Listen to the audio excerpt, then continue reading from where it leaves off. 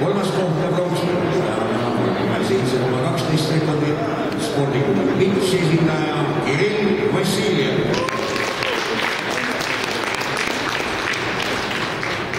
Teine koht ja hõbemedal ajaga 36,12 sekundit. Pärnu Kalevi kergejõustikuklubi esindaja Keiso Pedriks.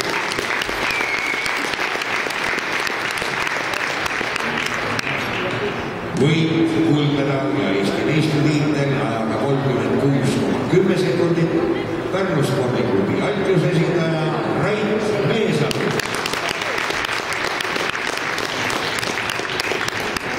Eesti